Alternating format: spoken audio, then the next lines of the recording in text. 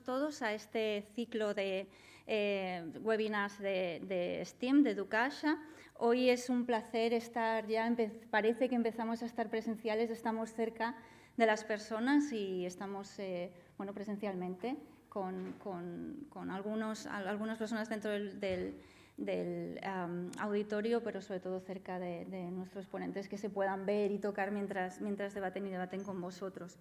En este ciclo de webinars STEAM nos interesan las experiencias y las iniciativas, los debates o los puntos de vista que intenten conectar la ciencia o bien entre diferentes disciplinas científicas entre ellas, como es el caso de lo que conocemos como STEM, como las disciplinas científicas con arte y humanidades, que es lo que conocemos como STEAM o STEAM, como incluso ir más allá y conocer pues, iniciativas o programas que integren la ciencia dentro de la vida y la educación integral de los estudiantes y dentro de su concepción de ciudadanía. El año pasado, si vosotros asististeis al webinar que hicimos con Carme Torras, que por cierto ayer le dieron el premio de investigación nacional en Cataluña, en ese webinar nos interesaba mucho, o sea, ella presentó ella es investigadora en robótica e inteligencia artificial y es también escritora de ciencia ficción. Y en ese debate, junto con Antonio Fernández y Sandro Macarrone, que es un profesor de secundaria, pues estuvimos como investigando cuáles eran las posibilidades de la literatura y la ciencia ficción en general para despertar el interés por la ciencia, por los debates profundos de ciencia y tecnología, que a lo mejor a ciertas sensibilidades que no creen que les interese la ciencia no les llama la atención. Pero a través de la literatura, la ciencia ficción y estos debates que son claros y que existen, pues vimos que, bueno, esto ya no lo descubrimos nosotros, pero nos gustó traerlo a la mesa, que son maneras de llamar estas otras sensibilidades, ¿no? Entonces, y no solamente es por una cuestión de que hagan falta vocaciones científicas, porque es cierto que hacen falta vocaciones científicas y tecnológicas, hace falta más gente que se dedique a la ciencia y la tecnología, pero eso es circunstancial. Pero es cierto, lo que es cierto y será cierto siempre, es que la ciencia, el método científico, la manera científica de resolver los problemas es lo que hace que se progrese, y si queremos que el progreso sea democrático, pues entonces todo el mundo tendría que tener acceso a una educación científica, tanto si le interesa la ciencia, ser científicos, como si le interesa aplicar esa visión científica en su vida. Por tanto, nos interesó y por eso hemos invitado a Louise Archer. ¿Ella está aquí o...? Bueno, Louise Archer es una socióloga, una investigadora del Instituto de Educación de UCL, de University College London. Hola, Louise. Hello, welcome. No sé si me oye. Pues la hemos invitado porque ella ha hecho un estudio, ya se presentó en el 2019, muy interesante sobre toda esta relación entre las vocaciones científicas, la manera de estudiar ciencia, la manera de la educación científica basada en los intereses de los chicos y últimamente, en última instancia repercutir en este concepto de la justicia social y la equidad. Así que por eso hoy tenemos a Louise Archer, que, como digo, es profesora de Sociología del Instituto de Educación de UCL, y nos acompañan también Jordi Domènech, que presentó por orden de participación, que además de profesor de secundaria es profesor asociado en el Departamento de Didáctica de Matemáticas y Ciencias Experimentales de la UAB y participas en distintos espacios de innovación educativa en la enseñanza de las ciencias, en particular en ámbitos relacionados con el aprendizaje basado en proyectos, las controversias sociocientíficas, STEM y la educación para la ciudadanía.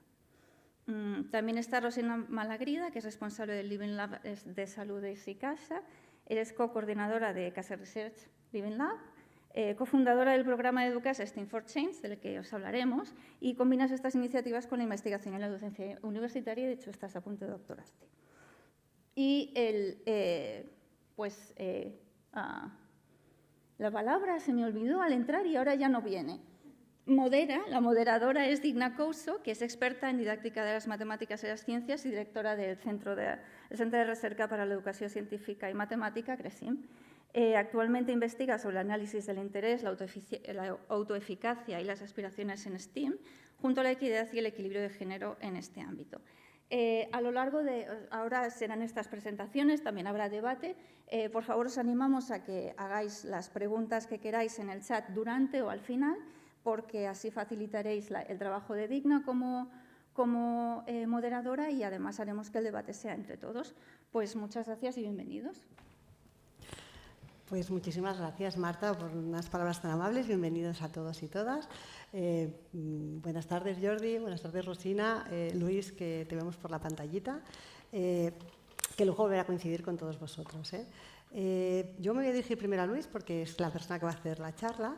Y bueno, Marta ya ha explicado un poco, ¿no?, los estudios tan interesantes que se están llevando a cabo en el Institute of Education de Londres, particularmente desde el equipo de investigación de Louise Archer sobre Science Capital, y que estas investigaciones que llevan haciendo ya estudios longitudinales de hace tiempo están centrados en analizar qué factores intervienen en esta identidad o en lo que llamamos este posicionamiento hacia las STEM, hacia la ciencia, la tecnología, la ingeniería, las matemáticas, hacia el ámbito científico-tecnológico.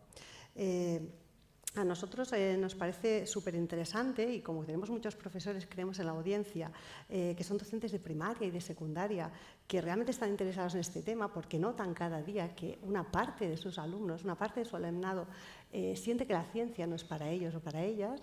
Nos gustaría preguntarle a Luis, que es la experta en el tema, que nos explique un poco por qué pasa esto, por qué una parte de los jóvenes, de las jóvenes, de los niños, las niñas que tenemos delante, se desalinean, se separan, consideran que la ciencia no forma parte de su vida, no es aquello en lo que más quieren profundizar o una parte en lo que quieren profundizar.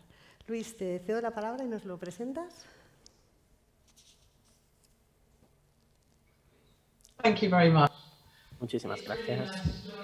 Es un placer estar aquí virtualmente. También me da mucha pena no estar en persona en Barcelona, pero es fantástico veros y compartir nuestra investigación sobre cómo hacer que las clases sobre ciencia sean más equitativas. Os voy a presentar un poquito de contexto que quizá conozcáis.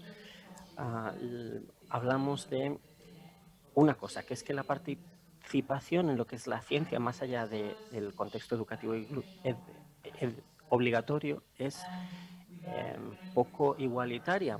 Sabemos que hay una infrarrepresentación de muchos grupos, mujeres, minorías, etcétera.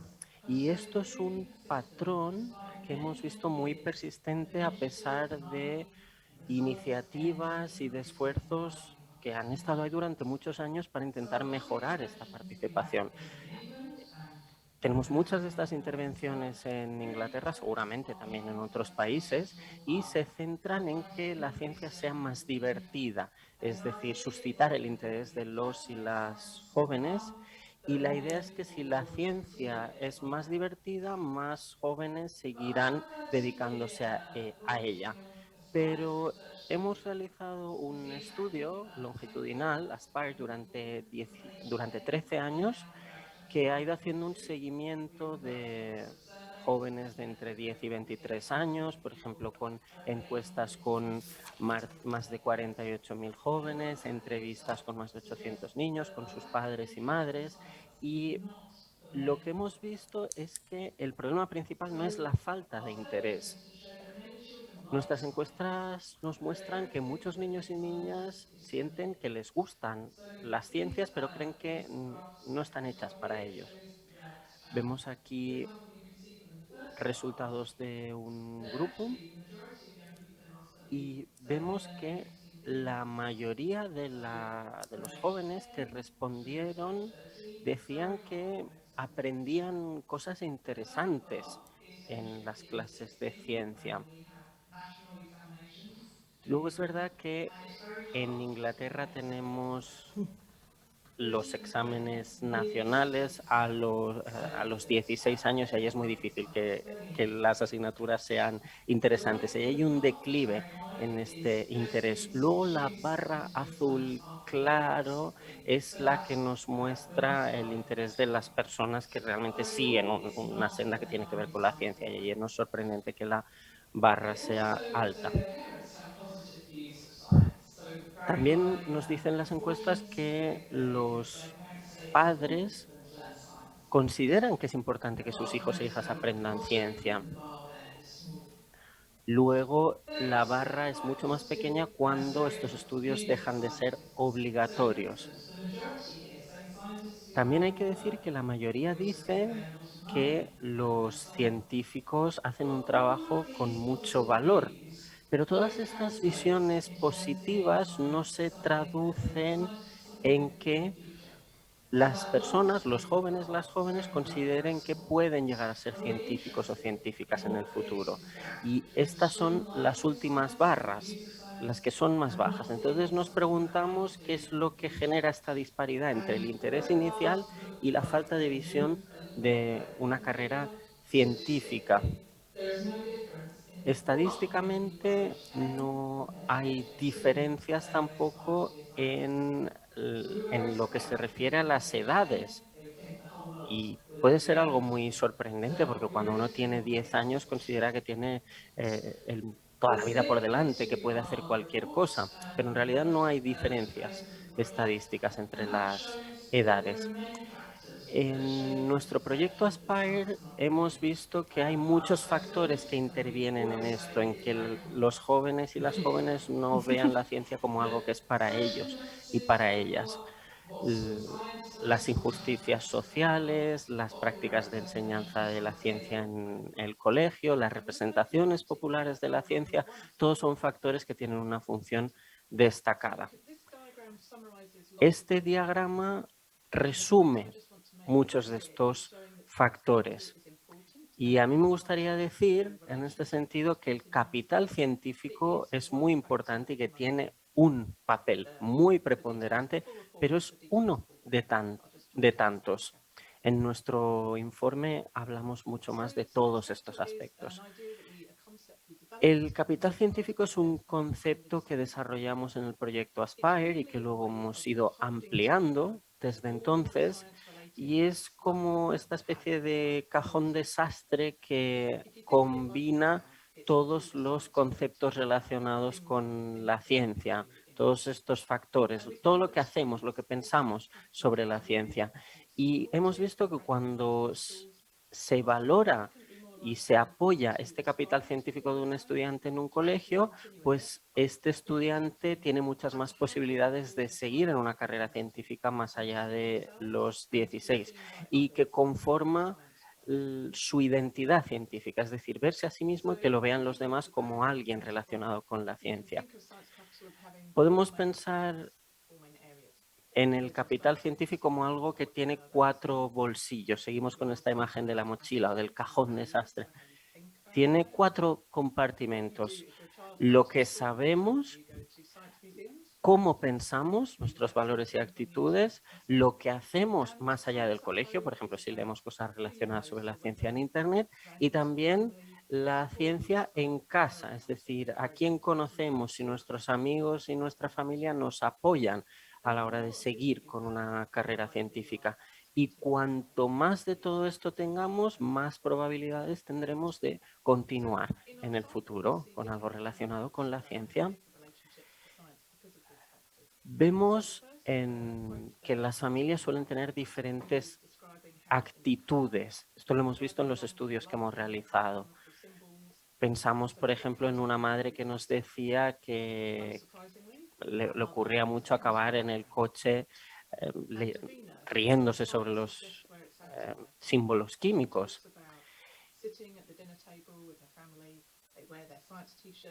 Teníamos a una estudiante también que era Davina que nos decía que a veces estaban comiendo en casa, viendo programas sobre ciencia, y pertenece a este tipo de familias que han integrado la ciencia digamos, en su vida cotidiana. Ahora bien, la mayoría de las familias tienen otro perfil, el perfil de las que dicen que no hablan de ciencia o que no consideran que tenga algo que ver con su día a día, que no se puede hacer mucho con ella. Sobre el capital científico y el colegio, hemos visto que los colegios y los docentes tienen mucho que aportar y son los que tienen que reconocer y valorar el capital científico en el aula. Y es verdad también que a veces hay alumnos y alumnas que tienen un capital científico muy potente, pero luego de alguna manera se les mitiga en el contexto del aula. Teníamos el caso hemos visto el caso de alumnos a los que les encantan las ciencias, pero luego por el contexto escolar no se acaban dedicando, acaban con esta idea de que la ciencia no es para ellos. ¿Qué es lo que pueden hacer los colegios? Pues no se trata solo de pensar en lo que hay que hacer, sino en cómo hay que hacerlo. Hablamos aquí de valores y de actitudes. Y hay dos elementos primordiales. La brújula de la equidad, en la que no voy a entrar, están los materiales de referencia, y luego el SCTA, que es el Science Capital Teaching Approach. Se basa en la idea de que hay que pensar y cambiar nuestras prácticas docentes, no al alumno o a la alumna. Y esta es la manera real de cambiar las cosas. Se basa también en las ideas de justicia social y de equidad. Entonces, en lugar de cambiar al alumno o a la alumna, cambiamos nuestras prácticas y cuestionar aquellas que reproducen injusticias. También nos basamos en la labor que hemos realizado durante ya 6 años. Llevamos más de 4 años trabajando con más de 40 docentes de colegios de Inglaterra y hemos lanzado ya un modelo y un manual para la enseñanza en primaria. Hemos desarrollado durante 2 años con más de 20 docentes. La idea de este enfoque, de este approach, es que se basa en prácticas docentes buenas que ya existen. Entonces los docentes pueden ir haciendo pequeños ajustes en lo que ya hacen. Intentamos ser también muy pragmáticos, que esto se pueda utilizar con diferentes currículums y esto es lo que se hace en Inglaterra, en currículums de secundaria, de primaria, y pensamos también que es algo que se tiene que poder implementar a nivel de colegio. El pilar que lo sustenta todo es la práctica docente ya existente y que sea buena, que sea positiva. No intentamos inventar la rueda. Y tenemos otra base, que es que los y las jóvenes a veces no es que vean los conceptos científicos como algo difícil, sino que lo que ocurre es que sienten que son algo ajeno a ellos. Entonces queremos cuestionar los estereotipos ya existentes para que no se vea la ciencia como algo solo para personas muy listas, para personas blancas solo. Y entonces los docentes lo que hacen es replantear sus prácticas para cuestionar todos estos estereotipos. Bien, ¿qué es lo que hay que hacer? Empezar pensando en los niños y las niñas. En lugar de pensar en cuál es el objetivo docente, intentar pensar qué es lo que los niños y las niñas ya saben. En segundo lugar, hay que potenciar el aprendizaje inclusivo. Reconocer que no todos los alumnos y alumnas tienen el mismo punto de partida en el aula. Y luego ampliar qué es lo que saben. No simplemente que acierten y ya está, sino aprovechar lo que ya saben y lo que ya tienen para el aprendizaje. Y en tercer lugar, hay que dejar que se les oiga. No se trata solo de saber conceptos científicos y de entender la ciencia, sino también de ver cómo utilizar la ciencia para fomentar el sentido de apropiación de los niños, de capacidad de actuación, también a nivel social. Luego tenemos 3 pilares que están encima de las bases que hemos comentado hasta ahora. En primer lugar, personalizar y localizar. es algo que va más allá de contextualizar la ciencia y tiene que ver más con adaptarla a los alumnos y alumnas en concreto que están en un aula. Y hay que decir que el enfoque va a ser diferente en todas las aulas. Muchos docentes nos han dicho que consideran que cuando los alumnos y alumnas pueden hablar de sus experiencias y de sus ideas, entonces consideran que la materia es mucho más interesante. El segundo pilar es, de alguna manera, son sacar, valorar, vincular y ampliar, pero todo con sentido. Es decir, que esto tiene que ver con aprovechar lo que ya saben los estudiantes, qué experiencias tienen relacionadas con los que se quiere enseñar y después vincular todo esto con un valor, vincular la ciencia con los valores. Y el tercer pilar tiene que ver con fomentar el capital científico. Ahí nuestros docentes intentan construir las diferentes dimensiones que conforman el capital científico para que los y las alumnas entiendan que la ciencia no solo es importante para convertirse en médico, por ejemplo, sino que se puede utilizar para cualquier cosa en la vida, que es útil para todo y para cualquier carrera profesional. También los docentes ayudan a los estudiantes a hablar de la ciencia en su vida cotidiana y también para que consuman productos de divulgación relacionados con la ciencia.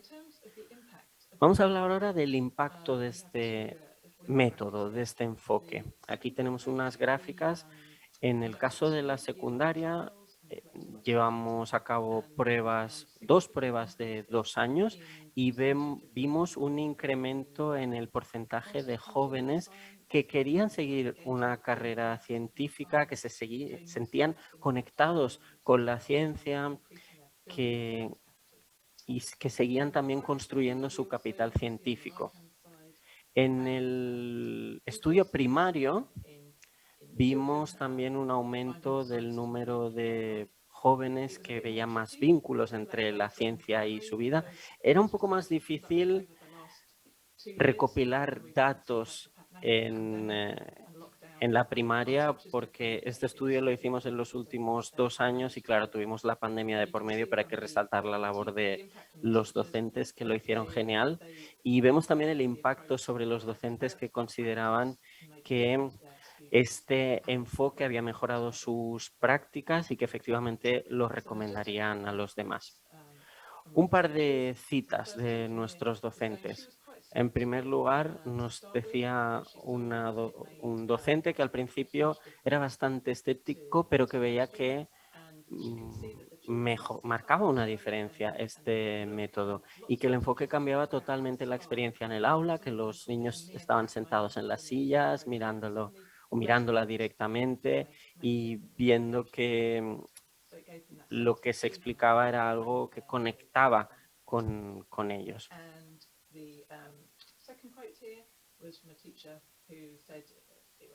Otra cita de una docente que nos decía que era el mejor desarrollo profesional que había hecho y esto además en 10 años de enseñanza, algo que le había hecho evaluar su práctica docente.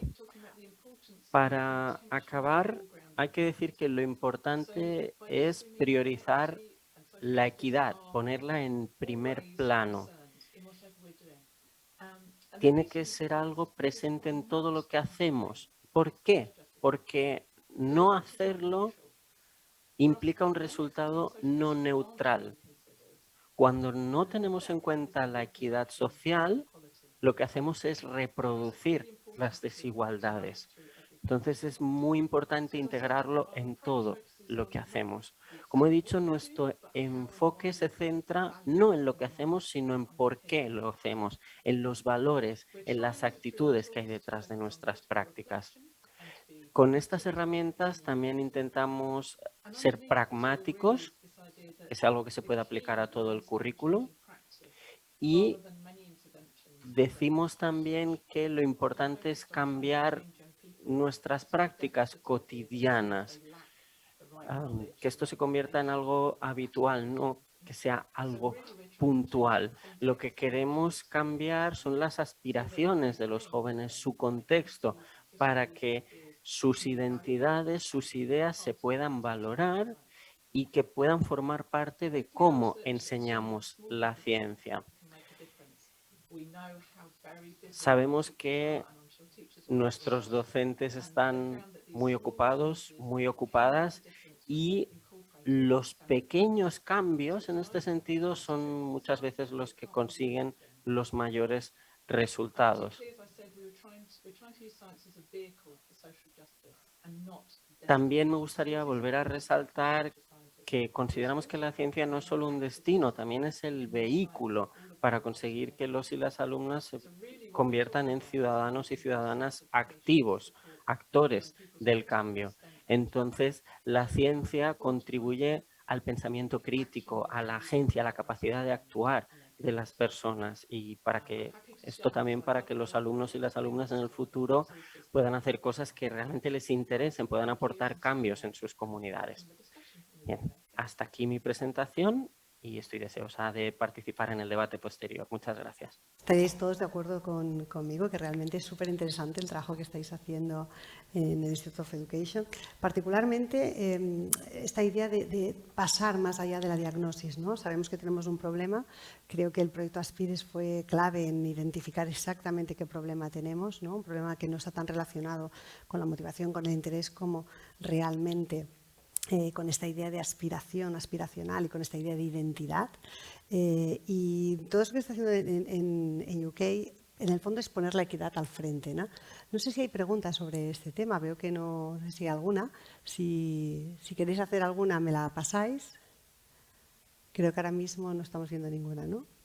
Pues yo quería conectar un poco lo que nos has presentado, Luis, y luego quizás dialogar un poco más contigo, precisamente con cosas que se están haciendo también aquí, ¿no? Quería dar paso, por ejemplo, a Jordi, ¿no? Que como docente, me imagino, hace mucho tiempo que nos conocemos y sé que llevas mucho tiempo innovando, reflexionando, compartiendo con colegas activamente, de una manera muy generosa, otras formas de hacer en la clase de ciencias que seguramente resuenan, ¿no? Con el proyecto que nos presentaba Luis, que son más amables, que son más didácticas, que intentan ser más equitativas. ¿Nos puedes explicar cómo se está incorporando esta mirada de la equidad, el invitar a todo el alumnado, el conseguir que todo el alumnado realmente participe activamente de la ciencia en las aulas de nuestro entorno educativo? Si parece esto que nos presentaba Luis, son cosas diferentes. Vale, bueno, muchas gracias. Yo lo primero que tengo que decir es que para mí, también como científico, digamos, para mí a veces resulta un poco difícil de entender, ¿no? Que alguien o bien no pueda interesarle la ciencia, o bien no pueda imaginarse a sí mismo en este campo, ¿no? Entonces, a mí la sensación es decir, es que a lo mejor no se trata de que tengamos que hacer cosas para que les interese, sino a lo mejor necesitamos quitar todos los obstáculos que estamos poniendo sin darnos cuenta, ¿no? Entonces, yo lo que he hecho un poco ha sido seleccionar varias imágenes, que no sé si podemos compartirlas, ¿sí? Y yo lo que he pensado es decir, bueno, en lugar de proponer todo un marco, pues mi idea sería, he mirado fotografías de actividades que hemos hecho en el aula y quería compartirlas con vosotras porque he intentado analizar qué había ahí que a lo mejor pudiera tener algún valor para nosotros, ¿no? ¿Sí? ¿Las podéis añadir? No sé si se ven. Perfecto. Vale. Pues esta es una imagen de una actividad que hacemos con alumnos de cuarto y claro, a primera vista uno dice, bueno, claro, ya se ve, ¿no? Que la idea es que que cada uno pueda aportar algo, ¿no? Pero estuve pensando un poco en esta actividad y qué es lo que a mí me hacía pensar que podía ser interesante para lo que estamos hablando hoy, ¿no? Y me fijé en esto, ¿vale? Esto es el punto de partida de la actividad, ¿no? A mí me gustaría que mirarais un poco la imagen, los números que hay debajo, tomemos que son años de antigüedad, ¿no? Y que intentéis proponeros preguntas, pensar algo, investigar algo, ¿no? ¿Es posible? Sí, ¿no? Y me di cuenta que esto es posible porque esta actividad parte de un punto en el cual todo el mundo puede decir algo. Estamos partiendo de una imagen. No hay obstáculos, podemos acceder todos. partir de aquí luego es posible ir haciendo formatos más complejos, ¿no? Y me di cuenta que para mí esta actividad transmite una idea que para mí resulta valiosa para lo que estamos hablando, ¿no? Es trabajar en formatos que sean accesibles para todos, que no sean un obstáculo para que puedan acceder, ¿no? Luego también de esta actividad siguió adelante y todo tiene otra parte en la cual hacemos un congreso científico con los alumnos que comunican sus conclusiones, ¿no? Y a mí de esta parte me interesa, aquí tenemos a un alumno hablando con 2 profesores de universidad, investigadores en evolución y en genética, ¿vale? Que esto ya es una conversación que tiene un interés. Pero yo quiero marcar de esta foto la tarjeta que lleva el alumno en el pecho, ¿no? Porque esa tarjeta a lo mejor es el disfraz más pequeño que podemos tener, ¿no? Y me da la sensación a mí que hacer que los alumnos se prueben el vestido, aquí es algo que no es ni metafórico, o sea, se está probando el disfraz de científico o de científica, que se lo puedan probar y vean si les queda bien, si les tira, si les gusta, es algo que a lo mejor tenemos que intentar ocasiones de que ocurra en el aula, ¿no? Luego, también creo que es importante también, a veces hablamos de que las actividades tienen valores, ¿no? Y que tenemos que trabajar valores dentro de esas actividades, pero muchas veces tenemos que hacerlos explícitos y discutirlos de forma seguida con ellos, ¿no? Así que por eso, y es lo que a mí me parece que sugiere esta actividad. En esta actividad los alumnos analizaron todas estas imágenes y estaban intentando emular el descubrimiento de la estructura del ADN, ¿no? Discutiendo entre ellos, intentando generar modelos de qué estructura podría tener esto si tú tenías solo las vistas de lado, ¿no? Y al final hicimos la puesta en común entre varios equipos. Lo que ocurrió es que ellos no lo sabían y lo que hice fue en la puesta en común decir que solo podían hablar los chicos, las chicas no podían hablar, ¿vale? Esto fue una situación muy extraña en el aula, ¿no? Porque aquí había algo que ellos veían que no estaba bien, había también aquí una autoridad que era del docente que creaba una tensión aquí, ¿no? Así que luego estuvimos hablando un rato sobre qué es lo que había ocurrido, ¿no? Sobre cómo se habían sentido ellos, si creían que esto ocurría realmente en el mundo, si creían que esto podía ser un obstáculo para algunos de ellos a la hora de verse en este espacio, ¿no? Y sobre todo lo que apareció es qué tenían que hacer la próxima vez que les ocurriera esto, a ellos y a ellas, cuál era la manera correcta de actuar ante estas situaciones, ¿no? Luego también, otra cosa es también trabajar los valores como contenidos, ¿no? Muchas veces lo que hacemos es cuando hablamos de ciencias, hablar solo de ciencias, ¿no? Y lo que hacemos es coger los contextos, porque todos tenemos muy claro que tenemos que hablar de un contexto, ¿no? Y lo que nos ocurre es que despojamos el contexto de un montón de cosas, esto no me sirve, esto no me sirve, esto no es mío, esto no es mío, ¿no? Entonces cuando hablamos de dieta, y por eso selecciono esta imagen, porque esta imagen es de una actividad que hacemos sobre dieta, ¿no? En la que los alumnos tienen que elaborar una dieta para varios avatares distintos y lo que pasa es que tienen que tener también en cuenta el impacto ecológico, por ejemplo, de la pisada ecológica según tú compres los alimentos de un sitio u otro, ¿no? Tienen una tabla donde van seleccionando alimentos, pero además hay presupuestos distintos para personas distintas, ¿no? Entonces hay un problema que aparentemente es tecnológico o matemático, ¿no? Y al final ellos acaban dándose cuenta que aquí lo que tenemos es un problema que se puede resolver si se redistribuye el presupuesto que tienen los distintos personajes, ¿no? Entonces, es decir, los problemas que tenemos ahora, incluso a nivel global, referidos a alimentación, y oiremos hablar cada vez más de ellos, son problemas que no tienen una solución solo científica o tecnológica, sino que también la tienen social. Y excluir este aspecto social en las actividades de enseñanza excluye también a algunos alumnos porque esta sería su vía de acceso, ¿no?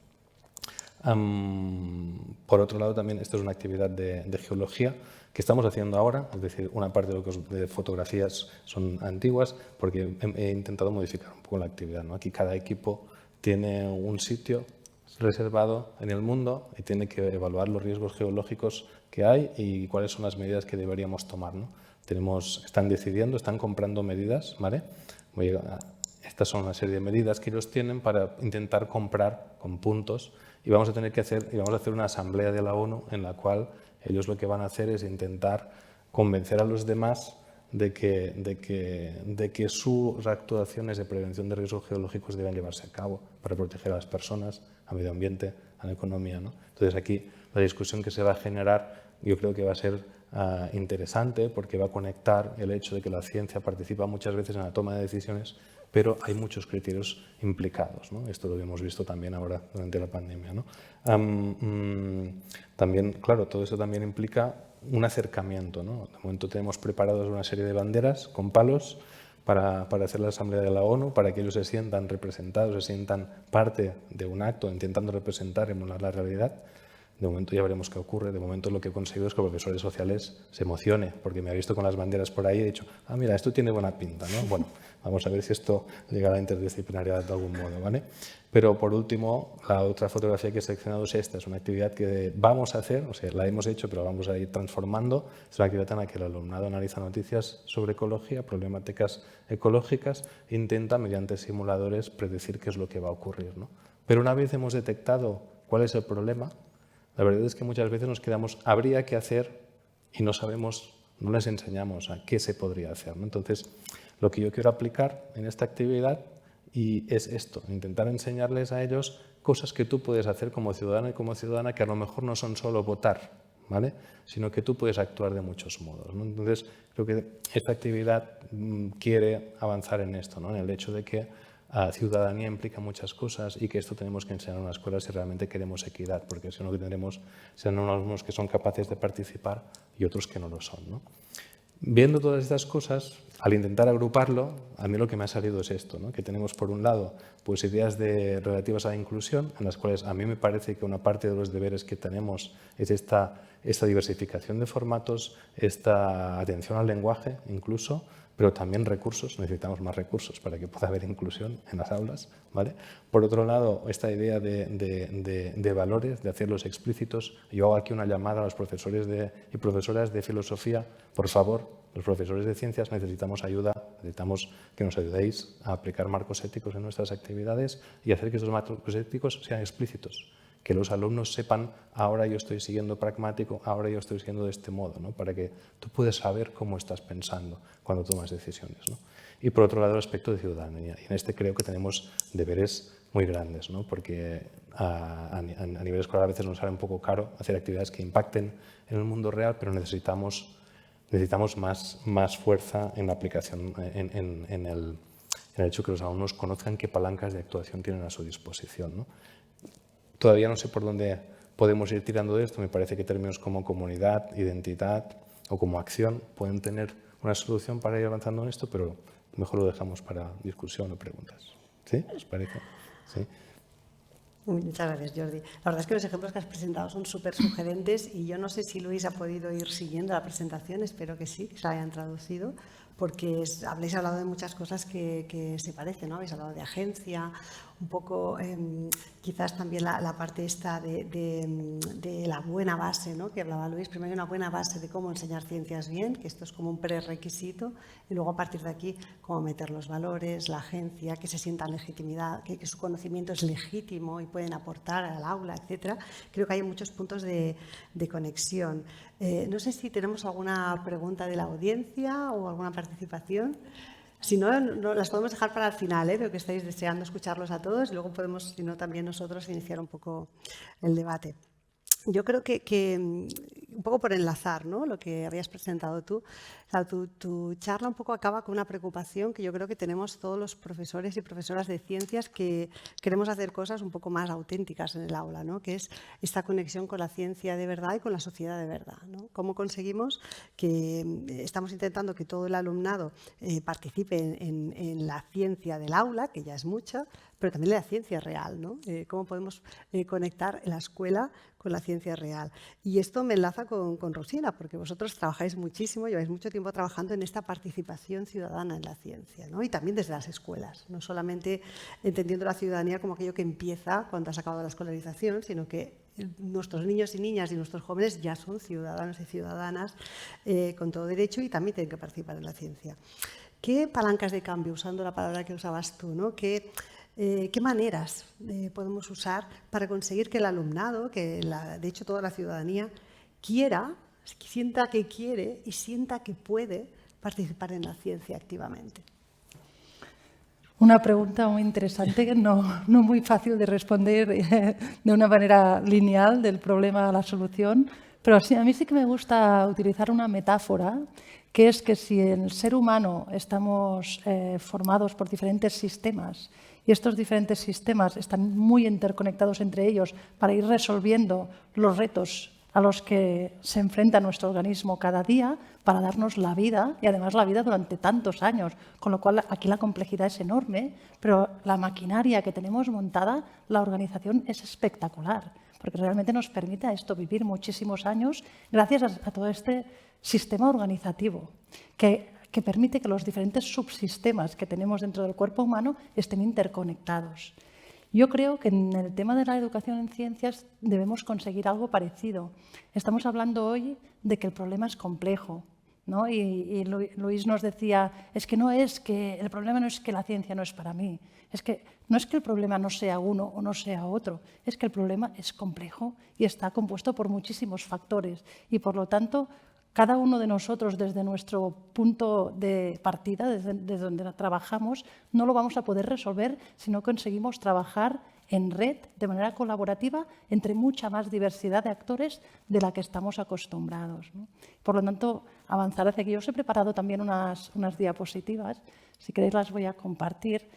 Nosotros desde el Living Lab, como decías, fomentamos la participación de la sociedad en investigación e innovación, pero también desde el mundo educativo. Entonces, hoy os voy a hablar de cómo la comunidad educativa podría evolucionar hacia ser, pues eso, agentes activos, investigadores y agentes de cambio con el programa STEAM for Change.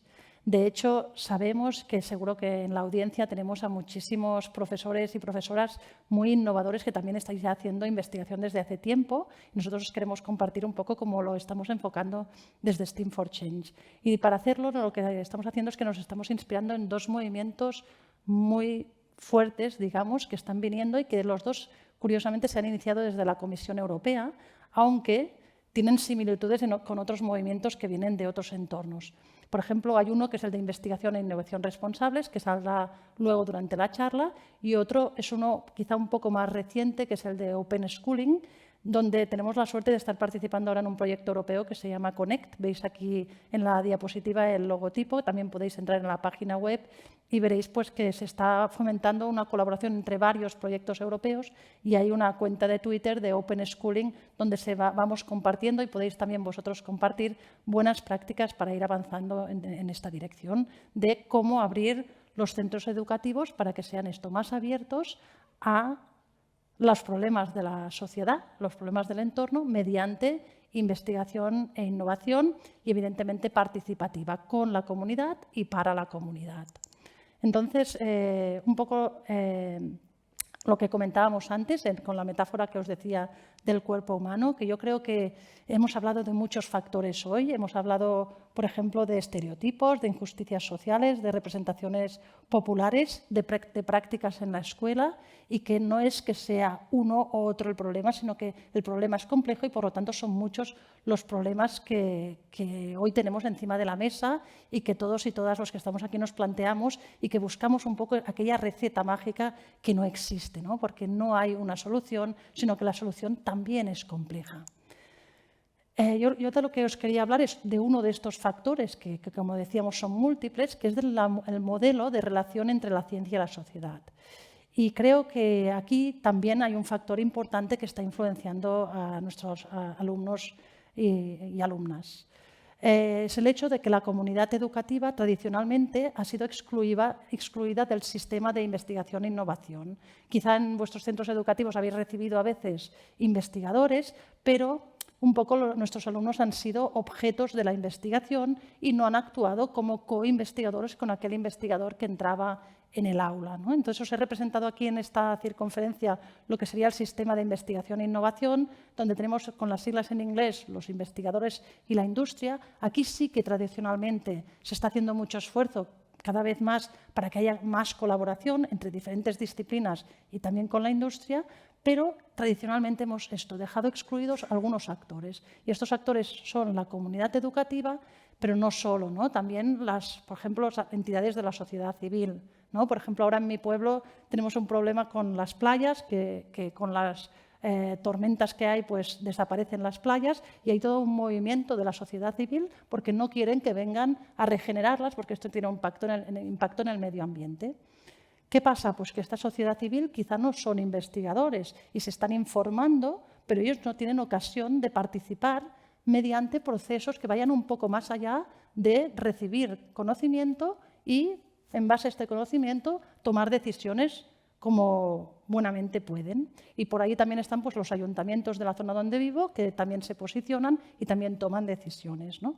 Y un poco lo que estamos viendo con estos tipos de actores es que muchas veces el modelo es que desde el sistema de investigación e innovación se prioriza en qué hacer investigación y se lleva a cabo la investigación, y una vez tenemos los resultados llegan pues, a estas asociaciones civiles como esta plataforma de defensa de las playas de esta zona donde yo vivo, por ejemplo, y la comunidad educativa de la zona va recibiendo también la información de lo que está pasando en ese entorno, la administración toma decisiones, pero el modelo de relación es este, ¿no? Es de comunicación pura de algo que ha pasado dentro del sistema y que nosotros desde la sociedad civil o desde las escuelas no hemos podido modular, no hemos podido expresar, como decía Luis, esto tan importante que son nuestros intereses, nuestras necesidades. Y por lo tanto aquí es donde vemos que hay algo que es muy importante cubrir. Si nuestros alumnos no tienen ocasión de ver representadas sus necesidades en el sistema de investigación e innovación, es difícil que se sientan que son partícipes de este sistema de investigación e innovación. Yo a veces cuando doy clases en la universidad he preguntado a alumnos de final de grado si se sienten parte de este sistema de investigación, final de grado de biotecnología, por ejemplo, y me dicen que no, ¿no? Entonces tenemos realmente un problema para hacer sentir pues, esto al alumnado como parte de un sistema en el que les estamos invitando a entrar, ¿no? Y esto, de hecho, se publicó ya hace muchísimos años como lo que se le llama el modelo deficitario de relación ciencia y sociedad. Aquí os he puesto la foto de un amigo mío, que es Artur Serra. Él ha sido vicepresidente de la Red Europea de Living Labs y le preocupan también mucho estos temas. Y él nos dice que estamos en una situación parecida a la época medieval en cuanto a alfabetización. Obviamente en esa época pues era respecto a la lectoescritura y ahora mismo es respecto a la alfabetización en investigación e innovación. Y tenemos un problema grave en esta alfabetización. Y él dice que deberíamos hacer un poco como en la época medieval. Los que se propusieron conseguir que todo el mundo pudiera leer y escribir parecía que eran muy ambiciosos. Había muchísimos obstáculos. Esta es la situación actual en las aulas, pero el tema es cómo poder vencer estos obstáculos para avanzar hacia este nuevo modelo donde esta alfabetización esté mucho más desarrollada. Por lo tanto, estamos hablando de un cambio donde los centros educativos contribuyan a resolver problemas locales mediante investigación e innovación. Pero debemos añadir una palabra más en esta diapositiva, que es que esta investigación e innovación es muy importante que sea participativa. ¿Por qué? Porque si no caeríamos un poco en lo mismo, ¿no? en ese sistema de investigación que creamos ahora desde el aula y que vuelve a no ser inclusivo y que deja excluidas a aquellas personas que son las que al final deberán recibir los resultados de la investigación, ¿no? Con lo cual es importante que si nuestros alumnos participan en investigación, incluyan en cada una de las etapas a diferentes actores sociales y que participen, por lo tanto, en cada una de las etapas del proceso. Por lo tanto, de lo que estamos hablando es de lo que se le llama investigación e innovación responsable. Es invitar a que tanto la comunidad científica abramos los centros de investigación a que los alumnos puedan participar, como que las escuelas practiquen también, puedan ser ellas mismas o las entidades de la sociedad civil. Es decir, muchos más actores puedan ser proactivos en llevar a cabo procesos de investigación de manera inclusiva y, por lo tanto, todos los actores que salen en la diapositiva estén trabajando de manera colaborativa. De esta manera, ¿qué se consigue? Pues por un lado estamos consiguiendo aprendizaje, obviamente, por ejemplo, de competencias en metodología científica y conocimientos sobre el tema del reto que se esté tratando. Se está desarrollando también nuevo conocimiento, porque por eso es investigación, y sobre todo se está consiguiendo que ese aprendizaje y ese nuevo conocimiento se estén ya aplicando mediante un cambio, porque mediante el proceso de generar conocimiento hay un aprendizaje y ese aprendizaje ya invita al cambio si hemos incluido a aquellos que deberán hacer el cambio en la comunidad donde estemos trabajando. Y así que conseguimos pues, objetivos que por un lado sería este de la legitimidad de la ciencia sí que es para mí, pero conseguimos también otros objetivos que son también muy importantes. Por ejemplo, que la ciencia sea vista como mucho más democrática, que yo puedo participar, que yo puedo opinar sobre cuáles son las necesidades y participar en diferentes fases del proceso y, sobre todo, también que la ciencia sea con más impacto social, que tenga mejores soluciones a los retos complejos que tenemos en nuestro entorno social e inmediato, que dé respuesta a necesidades que quizá no estén cubiertas en estos momentos en nuestro entorno y que tenga en cuenta los valores sociales, las preocupaciones de las personas que al final serán los usuarios o usuarias de los resultados.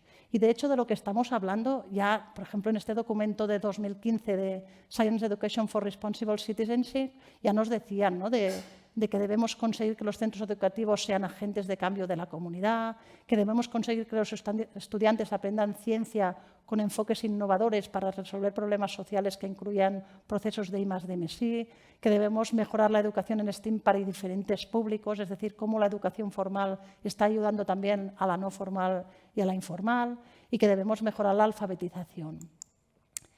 Y desde STEAM for Change pues, os hemos propuesto lo que le hemos llamado el ciclo de investigación-acción, que podéis consultar desde la página web, y tenemos ya varias guías didácticas que podéis utilizar para aplicar este ciclo de investigación-acción en diferentes retos. De momento tenemos uno de alimentación y estamos a punto de publicar otro sobre vacunación, que creemos que es un tema muy actual.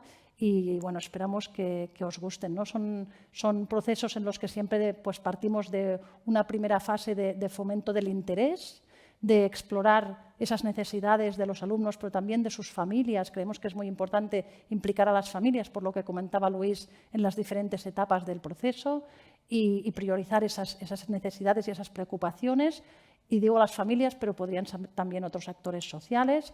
Luego una siguiente etapa ya que es la de investigación, donde primero habrá que buscar información y luego hacer la experimentación, que también podría ser, como decía Jordi, una simulación de investigación en función del tiempo que queramos dedicar. Y finalmente, pues una etapa ya de pasar a la acción y de implementar esa evidencia científica, pues por ejemplo, con una intervención educativa o comunicativa, luego también hacer difusión de los resultados y finalmente una reflexión para luego poder volver a iniciar el ciclo de nuevo, porque sabemos que si el problema es complejo deberemos ir dándole vueltas al ciclo constantemente.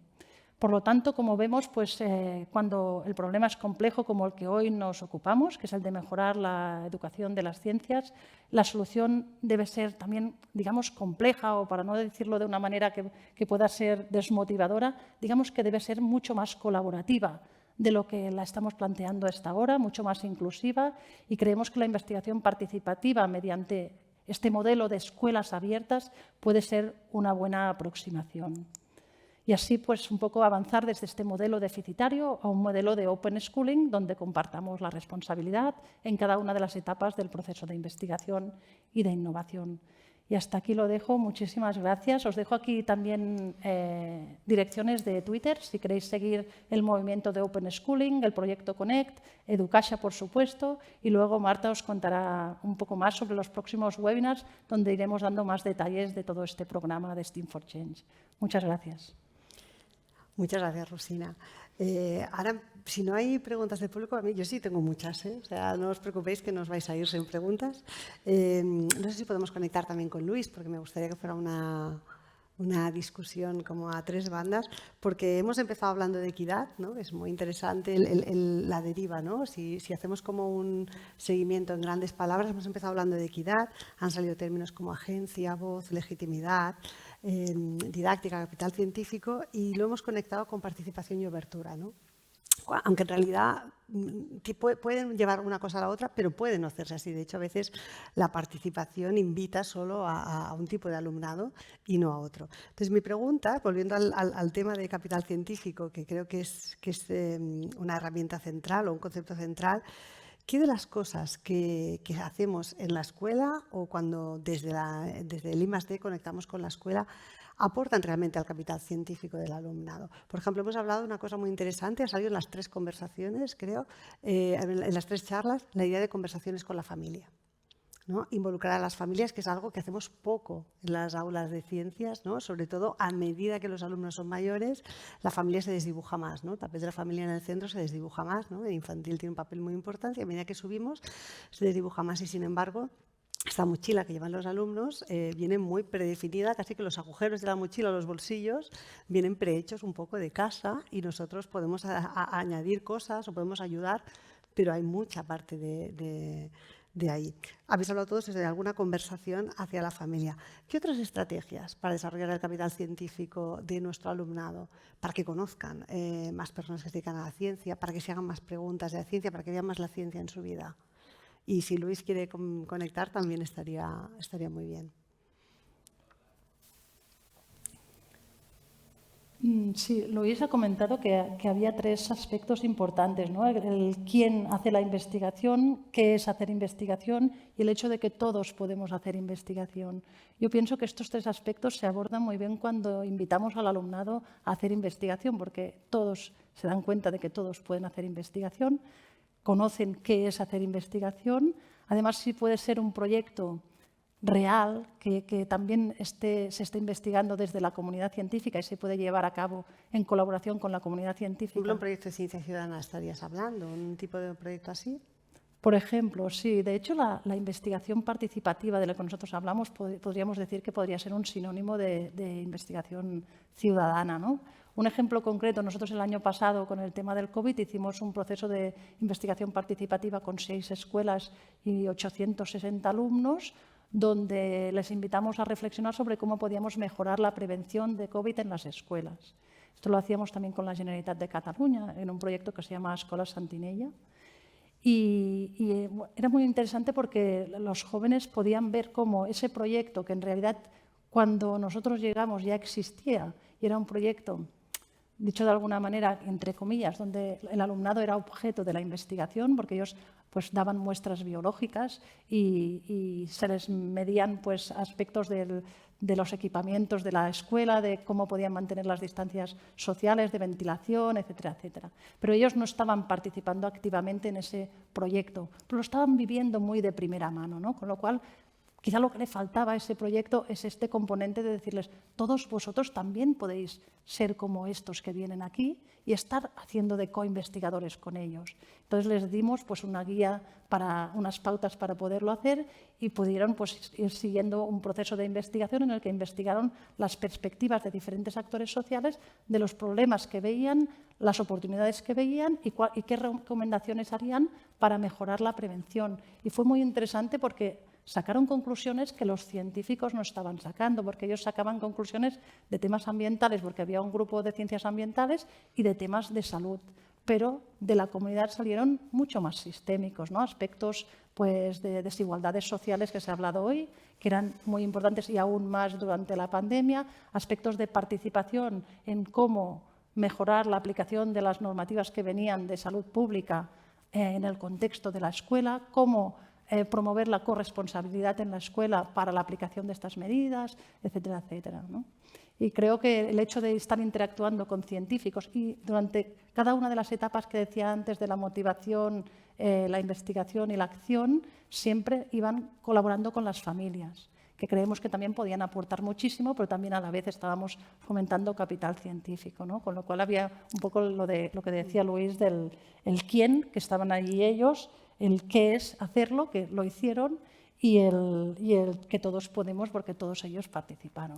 Tú hablas de trabajar con científicos, eso también has comentado, ¿no? El ponerse el disfraz del científico, pero a la vez también colaborar con esa comunidad. Sí, hablar para un alumno, claro, por ejemplo, en este proyecto, en esta actividad en concreto que hacemos, que es un congreso científico escolar, las personas que vienen como científicos investigadores o científicas investigadores profesionales, lo que hacen además de participar en el congreso científico escolar es dar una pequeña charla, ¿no? Y una de las cosas que vimos que era muy importante era que esa pequeña charla no hablara solo de cuál era su objeto de estudio, sino que hablara de su vida, de cómo habían llegado hasta allí, de cuál era su día a día, ¿no? Porque muchas veces el alumnado le cuesta mucho imaginar cómo es la vida de alguien que se dedica a la ciencia, por ejemplo, en este caso, ¿no? Entonces, ¿dónde trabajas? ¿Y cómo vas? ¿Voy en metro? ¿Voy a pie? ¿No?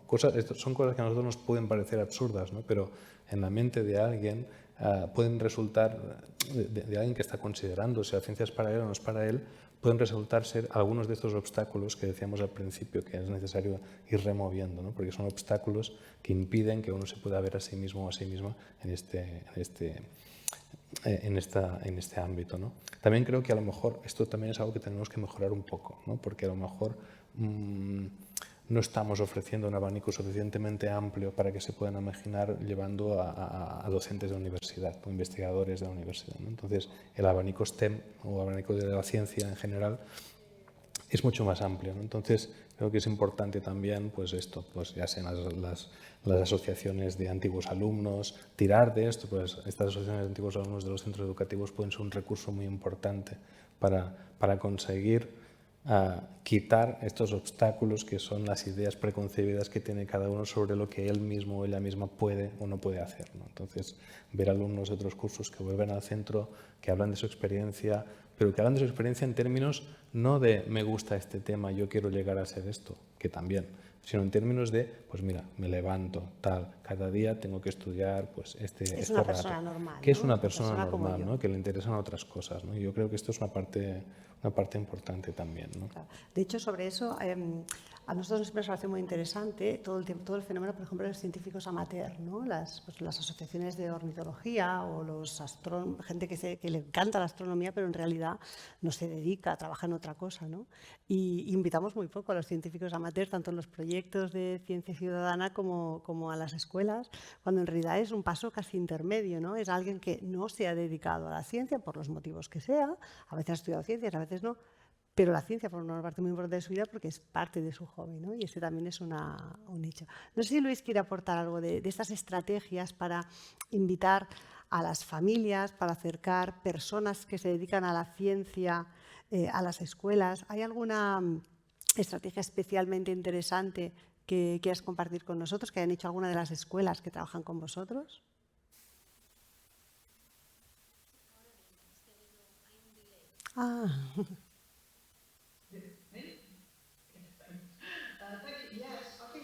Gracias. Pues sí, creo que los enfoques participativos son muy potentes y muy importantes. Y me encanta la idea de que la gente participe en la ciencia. Creo que también podemos aplicar esto al papel del docente o de la docente, es decir, la idea de compartir la autoridad entre docentes y alumnado para que los alumnos y las alumnas no sean siempre los que no saben algo. Entonces, nosotros pensamos en que los docentes tienen que ser cofacilitadores, no solo las personas que lo saben todo y los alumnos no. Y este cambio en lo que respecta al poder puede ser muy importante para que los jóvenes y las jóvenes participen en la ciencia. También hemos visto a docentes que trabajaban con los jóvenes para que estos pudieran actuar y cambiar las cosas en sus comunidades, en sus colegios.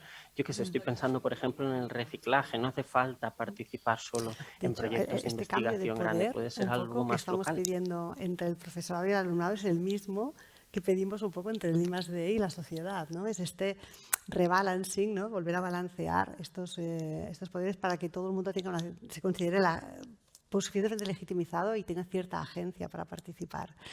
Hoy no hemos hablado de este tema, te habíamos pedido una charla muy cortita, Luis, y has podido profundizar en algunas cosas, pero a mí de un trabajo tuyo, creo que es interesante para el profesorado que nos está escuchando, me llamó mucho la atención cómo algunos de los estereotipos que tenemos sociales sobre la ciencia, que los tenemos las personas, que los tienen los docentes y las docentes, los tenemos los docentes y las docentes, pero también los tienen padres y madres, calaban muy hondo, ¿no? En nuestro alumnado. Yo me refería a un paper que tienes muy interesante de la girly girl, ¿no? De la chica muy femenina, que se ve, por tanto, la manera en la que soy yo no es la forma en la que alguien sería en la ciencia, ¿no? Entonces, esto me desalinea un poco.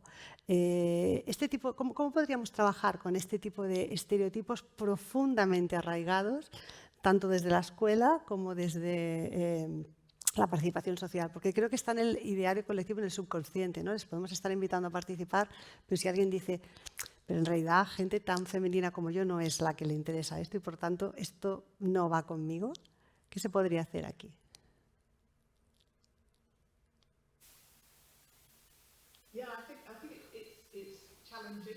Creo que es difícil porque los estereotipos están presentes en toda la sociedad, pero cuando las cosas cambian es cuando los docentes hablan de esto. También hacemos muchas cosas en las que no pensamos cuando enseñamos ciencia y no nos damos cuenta de que reproducimos estereotipos. Cuando intentamos analizar quiénes tenían las visiones más estereotipadas de la ciencia, vimos que eran los estudiantes de física con 17, 18, 19 años. Lo que vimos es también que cuanto más sigue uno con una disciplina, más se normalizan estas visiones. Entonces, es muy difícil que un docente de física en secundaria pueda salir de estos estereotipos y alejarse. Lo que tenemos que hacer es apoyar a los docentes para que entiendan todas estas injusticias sociales. En Inglaterra no dedicamos tiempo a que los docentes entiendan la complejidad de estos problemas. Entonces, si no lo pueden entender, ¿cómo van a abordarlo en clase? Eso podría ser de ayuda y sobre todo para cambiar estas pequeñas cosas que hacemos sin apenas darnos cuenta, porque están muy arraigadas en nuestra sociedad. Así que hay que explicitarlas para poder cambiarlas. La actividad que presentabas tú es un ejemplo muy bueno, ¿no? De cómo llevar estas injusticias a la ciencia, ¿no? Me está acordando de la actividad que un poco emula la historia de la investigación del ADN, ¿no? Y el papel de Rosalind Franklin, claro, que realmente hacerlo vivir, ¿no? No explicarlo, sino hacerlo vivir, ¿no? Sí, no, además, claro, luego tiene sentido. Ahora vamos a hablar de Rosalind Franklin, ¿no? Porque habéis vivido esta situación, la percibís como una injusticia. Tengo que decir que al final de la actividad había otra puesta en común y en esa actividad lo hicimos al revés. Es decir, solo pudieron hablar las chicas y fue impresionante ver cómo todos estaban en una celebración, las chicas, porque ellas sí podían hablar y los chicos porque ellas sí podían hablar, ¿no? Porque a ellos les había quedado también, a todo el mundo le había quedado el sentimiento de saber, tenía que haber hecho algo, ¿no? Y bueno, aquí hay un poco de trampa, ¿no? Porque ellos están chocando contra el profe que está montando la actividad, ¿no? Pero esta sensación de tenía que haber hecho algo, yo creo que es una lección que es buena que nos llevemos, ¿no? Para la próxima vez tienes que saber reconocer este momento en que había que hacer algo, ¿no? Y creo que es importante, ¿no? Luego hablar de que hay toda una historia, que somos herederos de toda una historia, de que esto no ha sido una cosa que haya estado ocurriendo solo hace poco, sino que llevamos arrastrando todo esto desde mucho tiempo, ¿no? Entonces, creo que es importante hablarlo explícitamente con ellos y que ellos puedan proyectarlo y ellas puedan proyectarlo a su futuro, ¿no? Claro, que también se den cuenta que a veces cuando sienten que la ciencia no es para ellos o para ellas, es por algo. Claro, o sea, no tiene tanto que ver, ¿no? es a través de los obstáculos que hemos ido superando, etc. Marta me dice que ya tenemos que ir acabando. Me da mucha pena porque yo ahora ya me emociono y me pondría aquí. Pero bueno, seguiremos nosotros en el café ficticio que hagamos. Marta, si quieres cerrar la sesión. Sí, me sabe mal cerrarlo. Espero que haya un café no ficticio y seguiremos. Quería daros las gracias a todos. Muchas gracias también a Luis por este esfuerzo, ¿no? de colaboración que habéis hecho. Simplemente deciros, Rosina ha mencionado el programa STEAM for Change que hacemos junto con el Living Lab de Salud de Irse Casa y podéis apuntaros cuando queráis en la página web. Tenemos, de hecho, los webinars con estas personas que podéis, Ale Okada, Águeda Grasvelat y Mario Lanchik-Horst, harán varios webinars en los que querríamos que vosotros os implicarais como profesores, que, como ha dicho Rosina, sabemos que muchos de vosotros estáis haciendo ya cosas. De hecho, sabemos que hay varios profesores, en concreto en el Instituto de Llavaneras, lo que pasa es que no nos ha dado tiempo, que han aplicado este approach del capital científico, y saber qué es lo que hacéis vosotros y cómo lo hacéis sería maravilloso. Así que estáis invitados a estos webinars coloquio que sirven precisamente para eso. Por último, ya cerrar diciendo que os esperamos en el próximo webinar de STEAM, que de hecho tenemos a Digna Couso otra vez, hablando esta vez de ella, ¿no? con Jordi Díaz sobre los materiales del Creativity y Jordi sobre su programa de Nano Inventum. Y muchísimas gracias a todos de nuevo y esperamos veros en el futuro. Muchas gracias.